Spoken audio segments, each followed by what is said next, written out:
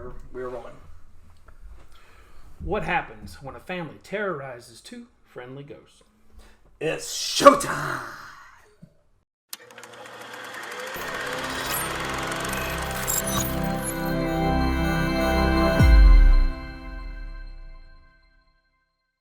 Welcome to Retro Film Review. I'm Ed. And I'm Thor. And today we're going to continue this October looking at spooky movies that shaped our generation with the 1988 classic Beetlejuice, which was directed by Tim Burton.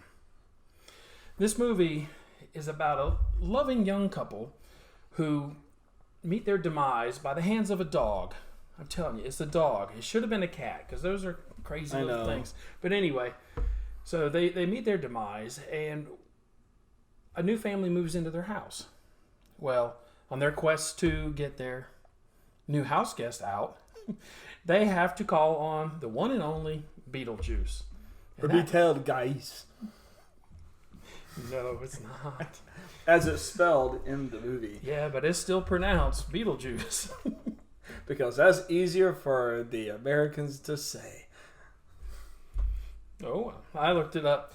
So this was actually Tim Burton's second time directing a feature. The first one was Pee-wee's Big Adventure. That set him on the course. If you haven't seen one, that's one worth checking out. And that set him on the course. Once he did that, he was a hit. People kept sending him movie scripts with the word adventure and stuff like that. Right. But as you can tell, now that we've already seen The Nightmare Before Christmas, this was right up his alley with some of the spookier stop motion animation, different things like that. The macabre look of everything. Yeah. So we jump into the movie with just this loving couple, which is played by Alec Baldwin and Gina Davis. Right. And they're actually having a staycation. I don't know how many people had a staycation before this. Before the pandemic? Before the pandemic. No, I know, but when people 70s and 80s and stuff like that go on vacation, you usually left and you went somewhere, and that was nice because you weren't bothered by cell phones and emails and things like that. When you're on vacation, you're on vacation. So, they head down to their hardware store, which is the Maitland hardware store in their town, which is nice.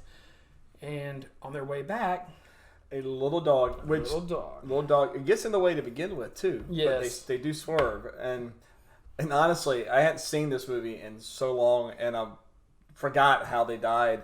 Really? I did, yes. And so during the opening credits, when they're driving over there and they see the dog, and I'm like, that dog's going to get in the way.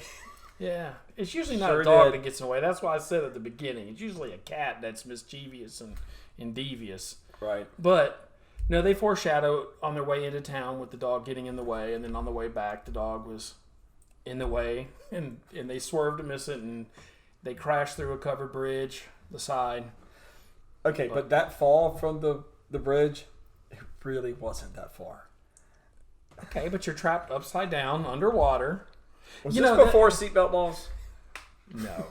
Well, maybe the seatbelt, I don't know. But they had seatbelts in the car. Yeah. It was a nice Volvo. It's a 1977 Volvo. There still was seatbelts in it. But were they required to use them? Because if they got caught, they didn't have seatbelts. Anyway. Moving on. Really, the point of the movie is not how they died. The fact is that they died, and ironically, they didn't know it. Right. And they went in their house, and you see them, and they're soaking wet. And so they're like, and then things don't add up. And they're like, and Gina Davis, Mrs. Maitland says, I don't think we survived the crash. Right, yeah. And cue everything else coming. Yes. Here comes the new family. Well, and that was the whole thing, is that they didn't realize how far time had passed for them. It was moving at a faster rate than what they had expected. And so all of a sudden they get there and things don't look the same. 3 months. And the new family, and it was her cousin who was the real estate agent. Who was trying to get them to sell. Get them to sell, and so they were able to get that done really quick. So because they already had this potential buyer, and then we had the comic genius of Jeffrey Jones and Catherine O'Hara who show up.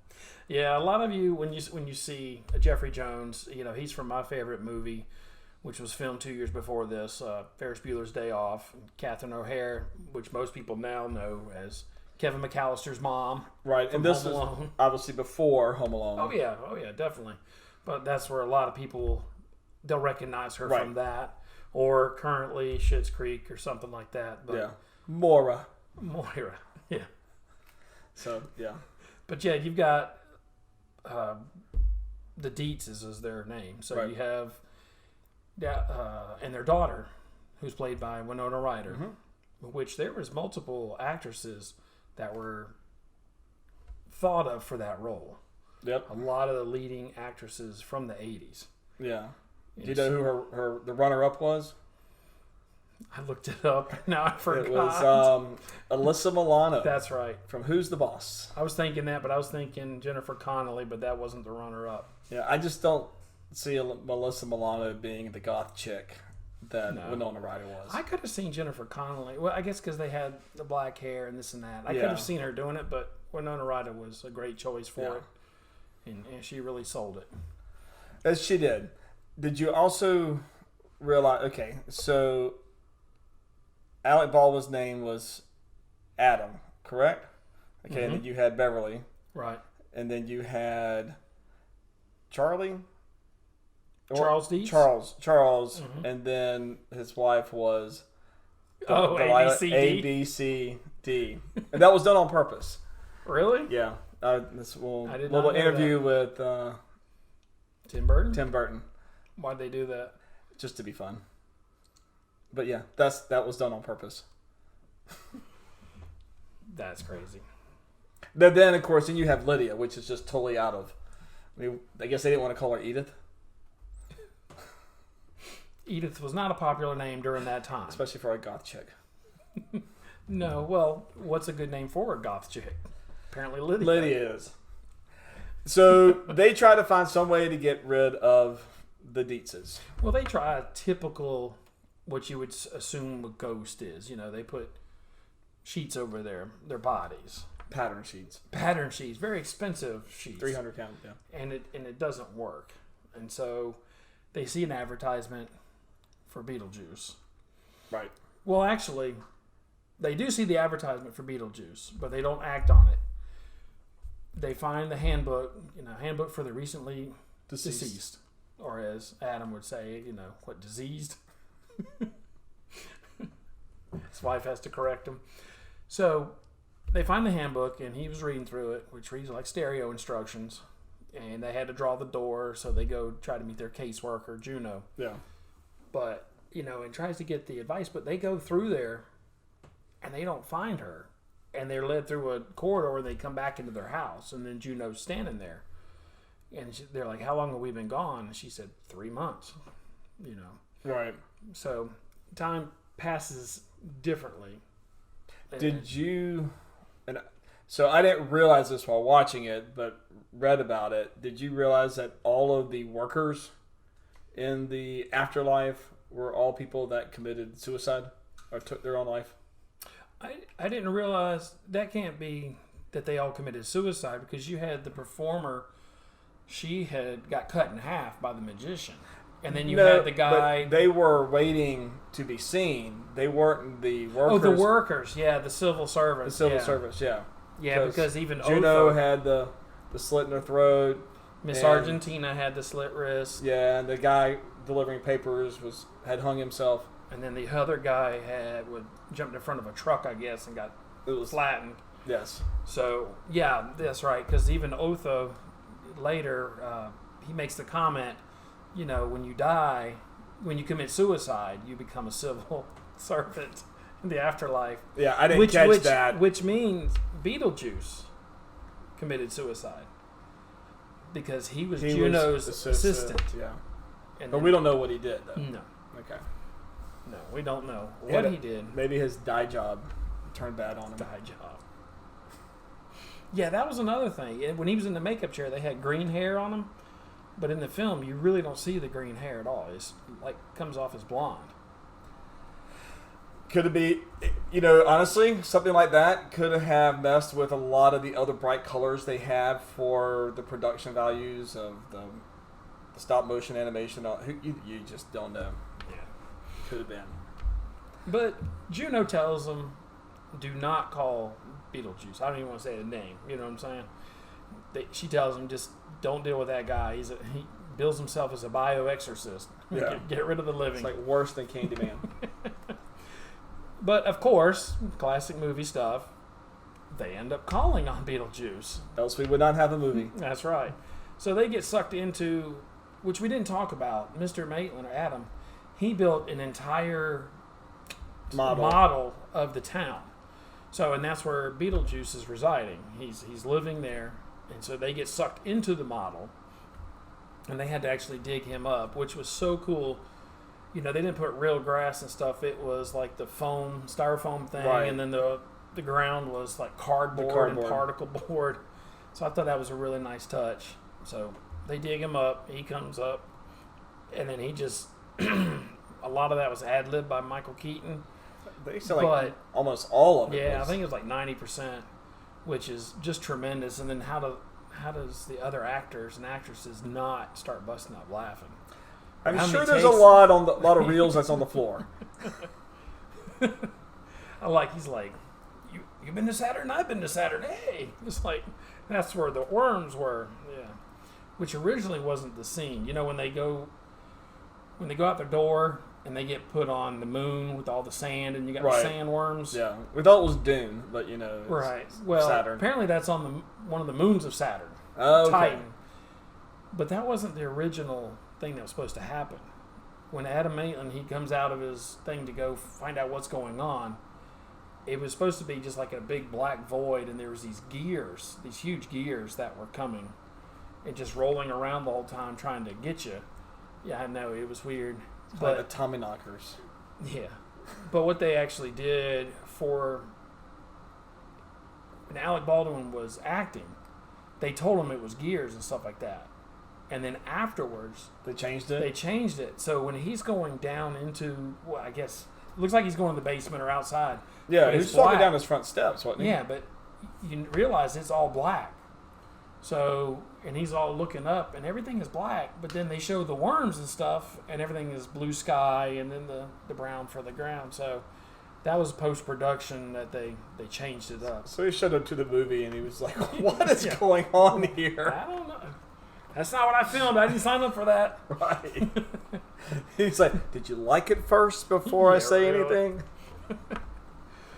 So they don't do anything with Beetlejuice right then. They end up getting out. But he tries his hardest, and he's got a thing, they ask him if he's qualified. That was pretty funny. See, the Exorcist 167 times. I think I got it. And it keeps getting funnier every time I say it. Yeah. Not to mention, you're talking to a dead guy. What do you think? Am I qualified? I'm not qualified. What I mean is, are you scary? It's not scary. You never see his scary face. Not from there, no. No. But you see all the little legs and tentacles coming out of his face from behind. Yeah. So, was he supposed to be like a snake or something with that? I mean, he almost looked like he had a Medusa head whenever he did that. I wasn't sure what he was supposed to be. We don't know. I just thought it was some kind of bug or something, especially with all the little legs, or were they snakes? I don't know. But yeah, it looked like little bug legs. So I don't know what he was supposed to be. So she goes home, and they go back home. Well, Juno says, you need to get the Maitlands out. Not the Maitlands, the Deeses out yourself. Right. That's what you need to do. So, and that gives, to me, probably the most iconic scene in the whole movie. It's the Deo scene. Yes. Where Catherine O'Hara, Deo. And everybody's like, what? And what are you? You're at the dinner party, and of course the two guests wanted to see Ghost. But he starts that, and they all start dancing Calypso. But it backfired because they enjoyed it. Well, they enjoyed everything until the shrimp became hands and grabbed their face and threw them back. So, yeah, they were scared at first because they didn't know what was going on. But then they were dancing around. They got into it. They got thrown back, and then they're like, okay, well, that was something. And Adam and Barbara thought they scared them off. And Lydia comes up and says, they're not scared. They said you can come down and wear whatever sheets you want. They want to meet you. You're like, dang it. So that's when they go to get Beetlejuice. Well, actually, he comes out on his own. He does. The snake. You're right. But what actually gets them to but then after that point, the Dietzes decide they want to profit from all this. Oh yeah. And that's kind of then that's where they do a seance to raise Adam and Barbara from the dead. That backfires. Yeah, it backfires big time. Yeah, but Charles they escaped to Connecticut, which this is where it's supposed to be set, even though it was filmed in Vermont and then California. Yeah. But he was a real estate developer. So that was his idea. That's why he was, like you said, wanted to turn a profit on it. But they were going to have like Bug Museum and the paranormal whatever. It was like, who's going to want to come and see a bunch of bugs? I mean, some people should be surprised. Yeah, and I know people do. There's a vacuum cleaner museum. I bet it sucks. We're just going to leave that there. You better not edit that out. Oh, no, it's you left my stuff in, so. But anyway, so it backfires on them. They try to bring them back from the dead, and they do. They bring them back, but what happened when Ortho created that is they didn't come back as the young Maitlands. They actually aged to what they would be in death. Right. So they started decomposing and falling apart, basically. And then so Lydia has to take it upon herself to save them. So she makes the arrangement with Beetlejuice. So, and I get that, but I don't understand how was he going to reverse that? I mean, I don't understand really what he was doing other than just scaring them out of the house. Who? Beetlejuice. Like, how was he going to change the... He wasn't worried about that. He just wanted out. Well, I know he did, but Lydia was trying to get him to come out to help save Adam and Barbara. Right. Well, I don't know how was he going to do that? I don't know, but it worked. Because once the seance was broken, they started regaining their youthful form. Yeah. But so maybe just the seance had to be broken. I don't know. Yeah. But Ortho couldn't just have stopped. He didn't know. That's the thing. Okay. He didn't know because they asked him to stop. They're like, "Hey, can you stop this?" And he's like, "It's too late." Okay. So he might not have read far enough into the book. Or right. Maybe it doesn't say it, and that's part 2. Just like a man. We don't ever read the whole directions, do we? Instructions. What? I guess it's still in the box. It's all in here. You can figure it out. The human mind is great.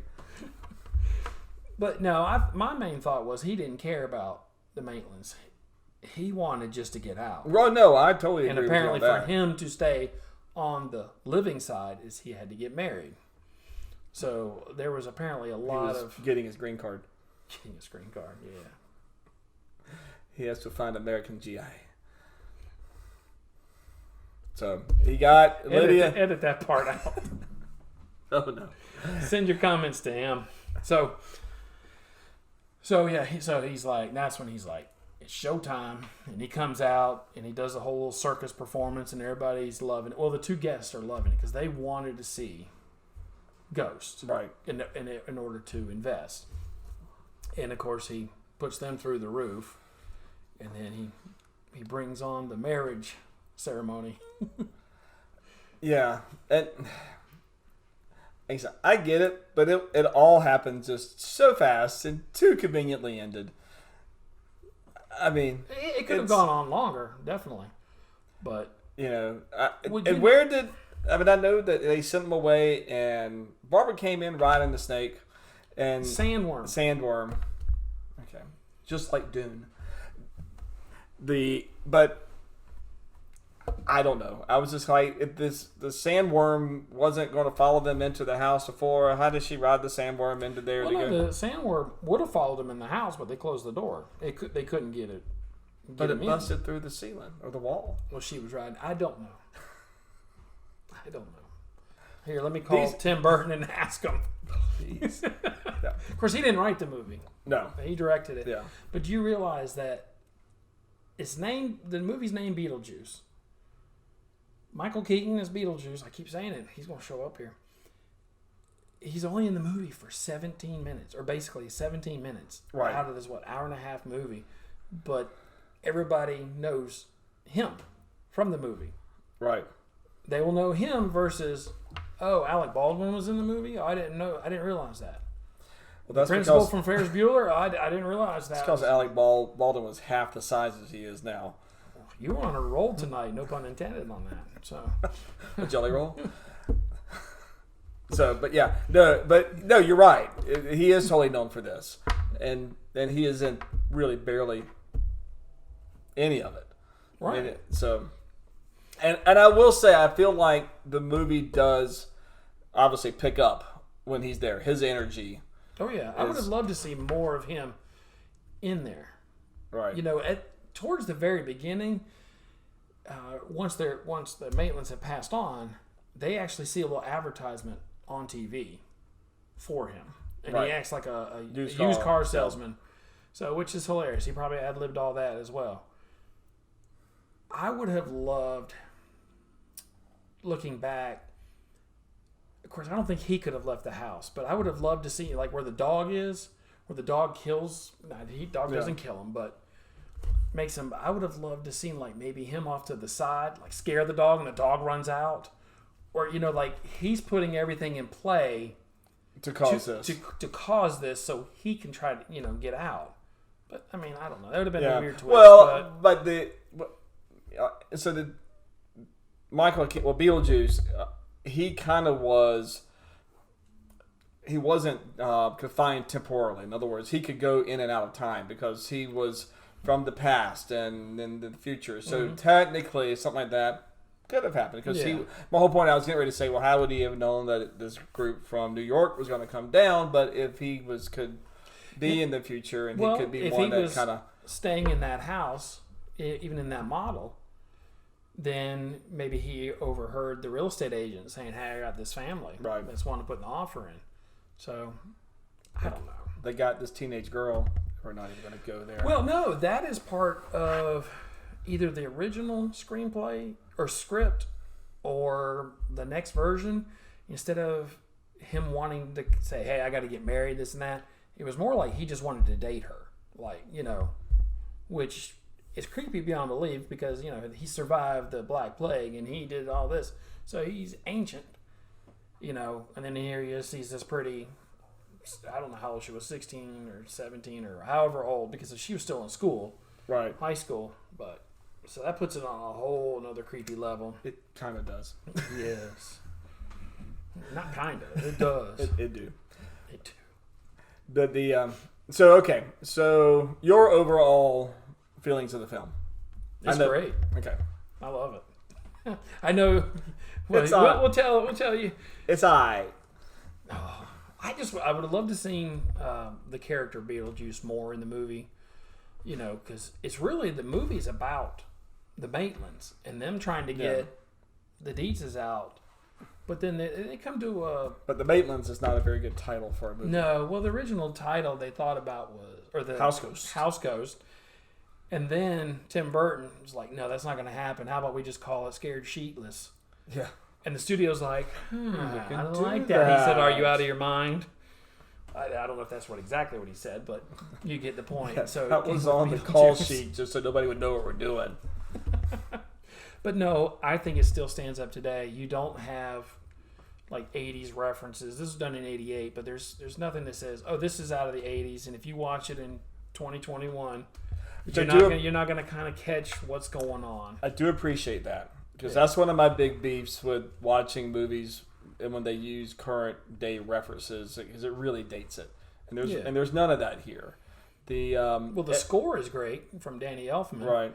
And then they take what you wouldn't think about in a scary movie, two Harry Belafonte songs. Right. But Deo. Two great ones. Oh, yeah. So there's just a lot to appreciate with this movie. And the stop motion animation was purposely done that way so that it seems kind of over the top and gaudy, and yes, it may look cheap, but it was purposely done that way, and I think that it kind of gives a little bit of the charm to it. Oh yeah. But my whole thing is, I just don't find the plot that interesting. Like the general plot of the movie, I just don't find it that interesting. I mean, I find certain scenes good. I like the scenes with Juno, or the scenes in the afterlife, or whatever you want to call it. I think Coach, I don't think we survived. I think that, to me, that was the funniest scene in the whole movie. A bunch of football players going to Juno, the old lady. Coach, I don't think we survived. Right. Where's the bathroom at? Bathroom? Are you kidding me? Yeah. I actually, that was my favorite part of the whole movie. That one scene. Really? Yeah. I mean, like I said, I liked some of the lines that Michael Keaton did, but I just didn't. I don't know. The plot didn't really do a whole lot, because to me it was, and maybe I was trying to overthink it, because to me it's too simple of a plot. I'm just saying, people move in, ghosts want them to move out, they don't work. I get this guy to try to help me get them out of the house. It doesn't work. We all become friends, and that's kind of it. Well, because that would be some character development. The Maitlands decide, you know what, this isn't our house anymore. We're dead. You know, we've got to give in a little bit. You got the Dietzes who say, you know, okay, this was their charming home, this and that. We need to we're not in New York anymore. We need to take a step back. And so, you know, they get into their routine. And then Lydia, I think, actually has the biggest story arc, because she's goth at first. She's wanting to die. Yeah. She doesn't want to. She's miserable. She doesn't like her stepmom. You know, all this other stuff. And at the end of the movie, now I don't know what her grades were before, but now she's making good grades in school. She's wearing not goth thing. There's nothing wrong with wearing goth stuff. But, she's wearing traditional school clothes. Right, she's wearing traditional school clothes for this all-girls school. So she really changes. Now, I will tell you that I think in the original script, they had her dying and then living with the Maitlands and being happy and this and that. But they were afraid that young people would say, oh, that's what it's like, and I want to do that so I can have fun like that. Yeah. But real quick, because I know we need to wrap up, There's two quotes that I love from the movie, and I'm not going to do it justice, and I won't try to impersonate it. Whenever he gets done throwing the two investors, whatever, the couple out through the roof, he comes down and he says, and that's why I don't do 2 shows anymore. 2 shows a night anymore, babe. I won't. Or I don't. See, I got it all wrong. You have to watch it to do that. And then the other one, roll it back. Yeah, for real. And then the other one, when he's trying to get Lydia to get him out of the model, basically. Right. And she's like, all right, what's your name? And he's like, well, I can't tell you. Well, why not? Oh, because if I tell you, you'll tell your friends. Your friends will be calling me on the horn all the time. I got to show up for shopping centers and openings and sign autographs. I just love that line. But the other part to follow that is where he's like, you know, first name, and he goes, and it flashes over to this bug. He goes, hi there. The big roach. Hi there. He's like, Beetle? Yeah. Oh, wait. Oh, you know charades? 2 words. So first word. I do have a question. You talk about character development and how Lydia was probably the most defined, and I do agree with that. What kind of did it do it for me? Because the Catherine O'Hara and what was her name again? Started with D. Dahlia. She was so into her design and her art, and she was self-absorbed all the way through it. I mean, all the way to the seance.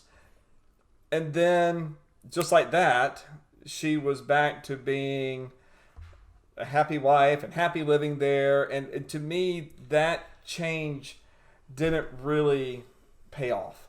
Because I don't think they really allowed her to show her character arc like they did with Winona Ryder's.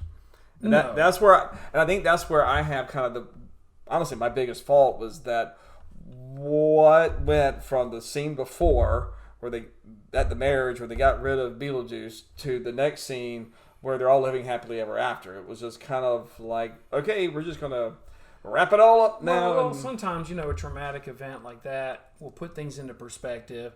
She might have been trying too hard to get her artwork, her sculptures, and stuff like that into these big things. She had an agent, this and that. So maybe this traumatic event with Beetlejuice coming and doing what he did made her take that step back and just say, let me take a break, let me take a pause. Then she found inspiration because she comes in at the end and she made a clay sculpture of Beetlejuice as the snake. The thing. She said, "What do you think?" And of course her husband goes, he likes it. Right. So she found her comfort place, just doing her artwork for herself and not. That's my take on it. I mean, I can see that. I just I want them to show me. Show it to me. She was brilliant in the movie. I mean, Catherine O'Hara is brilliant. Yeah. She's fantastic in everything she does. Oh, yeah. And I don't. Was she was not as mainstream at that time though. I don't really know much of the stuff she did other than probably sketch comedy. Well, she was in SCTV with Eugene Levy, with John Candy, right, from in Canada, the skit show. Comedy show, kind of like a Saturday Night Live kind of thing. Right. So she did a lot of that, and unfortunately, shame on me, I don't have the list of what she was doing before that, what all the different movies she was in or TV shows. So she did this, and of course she did Home Alone 1 and 2, right? And that's where a lot of people remember her from. Right. So yeah, I still think it's great. I know you don't. Yep. So for right now, like, subscribe, hit that bell notification, put some comments below. Let us know what you thought about Beetlejuice. Is it one that you revisit every Halloween, or do you just look at it any time of the year? Definitely. All right. Y'all have a good night. Bye.